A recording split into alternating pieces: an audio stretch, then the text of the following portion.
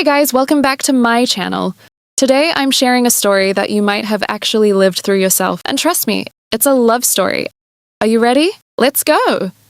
She had run that bed and breakfast for 22 years and thought she had seen everything, until the young man in room 7 checked in alone on Christmas Eve for the 4th year in a row, but it was not until she found him sitting on the porch at midnight staring at a phone that never rang that she realized this man was carrying a secret so heavy it had cost him everything. Okay, girls, sit down because I need to tell you about a woman named Margaret and a story that I honestly could not stop thinking about for weeks after I first heard it. Margaret was 61 years old and she had been running the Magnolia House bed and breakfast in Savannah, Georgia for 22 years. She had soft brown hair that had started going silver at the temples, warm hazel eyes, and the kind of steady, quiet confidence that only comes from spending decades pouring your whole heart into something you built with your own 2 hands. She had been married once, a long time ago, but her husband had walked out when she was in her late 30s, and she had raised her daughter alone, worked every single day, and turned a crumbling old house on an oak-lined street into the most beloved little inn in the entire neighborhood. She was not lonely exactly, but she had gotten so used to being alone that she had almost forgotten what it felt like to truly be seen by another person. Now Margaret had hosted hundreds of guests over the years. Couples on anniversaries, families at Thanksgiving, solo travelers passing through.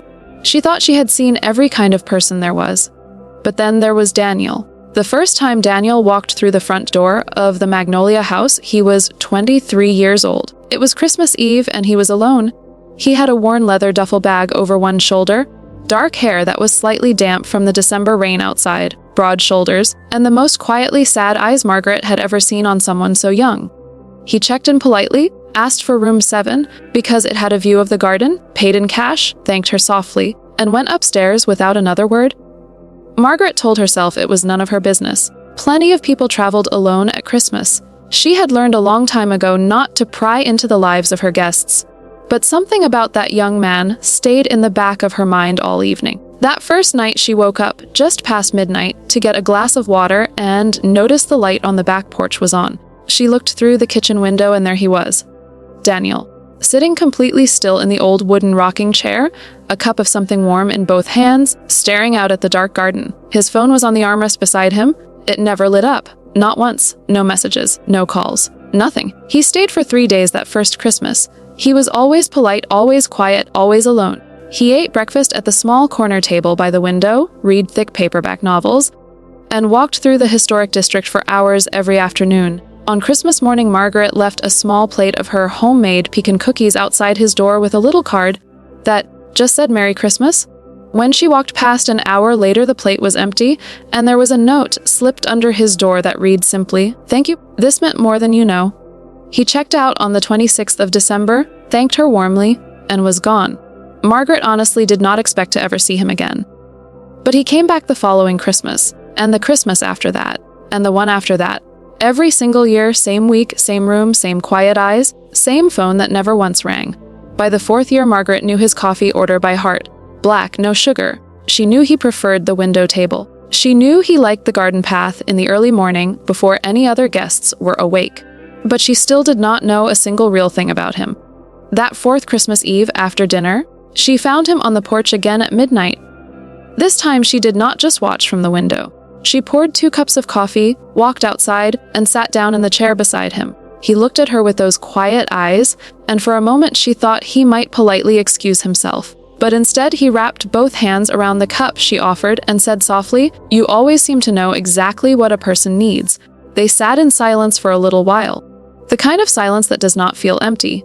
The kind that feels like 2 people finally exhaling after holding their breath for a very long time. Then Margaret said gently, "You have been coming here alone every Christmas for 4 years now. I am not asking you to explain yourself. But I want you to know that whatever you are carrying, you do not have to carry it alone tonight." Daniel looked at her for a long moment. Then he looked back out at the garden and started to talk. He told her that he had grown up in the foster care system, that he had never had a family Christmas, not once in his entire life. That when he aged out of the system at 18, he had spent years just working, moving from city to city, never staying anywhere long enough to put down roots. He told her that he had come to Savannah the first time completely by accident, just needed somewhere to sleep over the holidays, and that when he walked into the Magnolia house, something had felt different. Something had felt like what he imagined home was supposed to feel like. He told her he had been coming back every year just to sit in that rocking chair and pretend, just for a few days, that he belonged somewhere. Margaret did not say anything for a long moment. She just reached over and put her hand over his and held it there. "Girls," she told the friend who eventually passed this story on, she said in that moment she did not feel 61 years old, and she did not feel like his innkeeper. She felt like two human beings sitting beside each other in the dark, equally in need of exactly the same thing. They talked until almost 3 in the morning that night.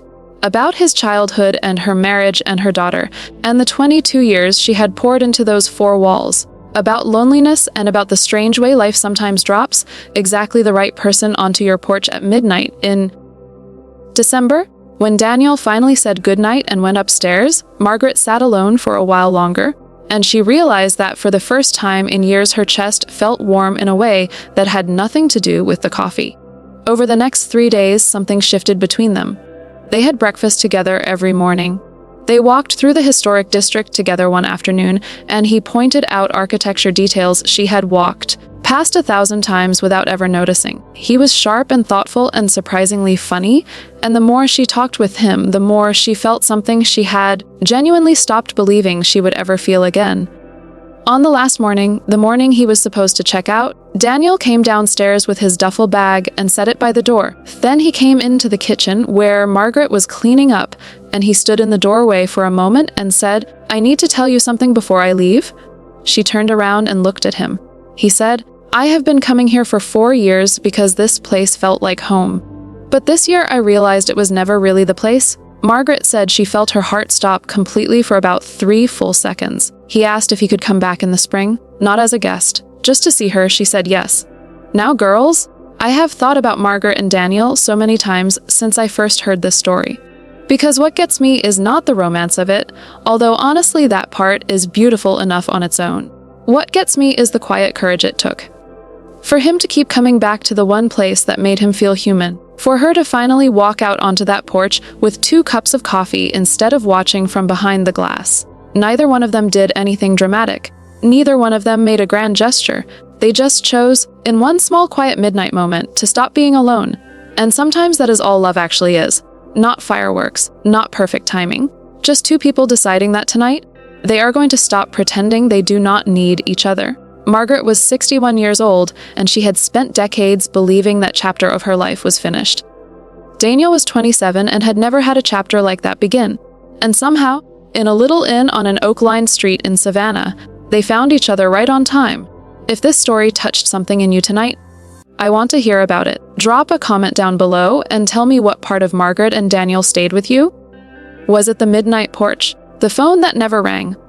The moment she walked outside with 2 cups of coffee? Because I read every single comment, and your words genuinely mean everything to me. And if you know someone who needs to hear a story like this tonight, please share this video with them. You never know who is sitting alone somewhere right now needing to be reminded that it is never too late and that the right person sometimes walks through your door on a rainy Christmas Eve carrying nothing but a worn-out bag and a heart full of hope. Subscribe if you want more stories like this one, because I have so many more to share with you, and I cannot wait to sit down with you again very soon.